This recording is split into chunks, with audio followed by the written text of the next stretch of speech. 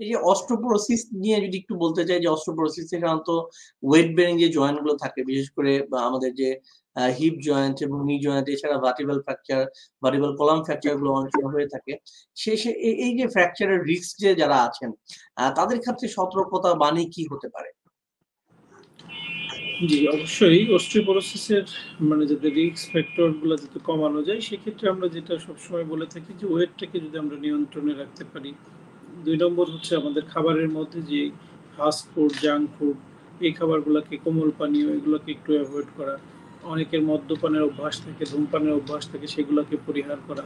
পাশাপাশি পতন রোধ করা। আমরা একটা জিনিস বলি যে পড়ে যাওয়া যেটা বিশেষ করে সিনিয়র সিটিজেনদেরকে বয়স্কদের ক্ষেত্রে যাতে পড়ে না যায় সেদিকে খেয়াল রাখা। অনেক সময় দেখা যায় যে এই ধরনের রোগীদের পজিশনাল ভার্টিগো থাকে। অনেকের বসা থেকে উঠতে গেলে মাথাটা ঘুরে পড়ে যায়। অনেক সময় আমরা রোগী পাই যে বিছানা থেকে উঠে ওয়াশরুমে যাবেন, উনি পড়ে গেলেন এবং এই পড়ে যাওয়ার পরেই কিন্তু তার এই কমপ্লিকেশন গুলা বেশি হয়।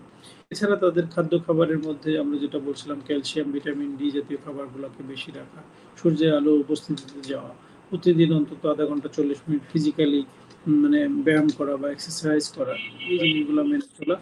স্টেরয়েড জাতীয় খাবার যদি মানে ওষুধ যদি অনেকদিন ধরে খেতে হয় বিভিন্ন রোগের কারণে, সেক্ষেত্রেও মানে ডাক্তারের পরামর্শ অনুযায়ী কিছু ফুড সাপ্লিমেন্ট এর প্রয়োজন রয়েছে, সেইগুলাকে অ্যাম নিয়মিত খাওয়া। এছাড়া পোস্ট মেনোপজাল ওমেনদের ক্ষেত্রে এক্সট্রা মানে বাড়তি সতর্কতা অবলম্বন করা দরকার। এদের ক্ষেত্রেও এই জিনিসগুলোর পাশাপাশি যদি হরমোন রিপ্লেসমেন্ট থেরাপি নামে এক ধরনের ট্রিটমেন্ট আছে যেটা প্রয়োজন হলে সেটাও নেওয়া।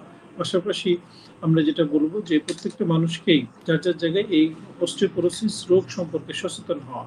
যে আমরা একেবারে যখন লাস্ট এন্ড এ চলে যাই, দেওয়ালে পিঠ থেকে যাই কিংবা একটা ফ্র্যাকচার হয়েই গেল তখন তো আর ওটাকে প্রতিরোধ করা যায় না। অতএব সেই জায়গায় না যাওয়ার আগেই যেন আমরা নিজেদেরকে এই জিনিসগুলা থেকে মানে প্রতিরোধ করতে পারি।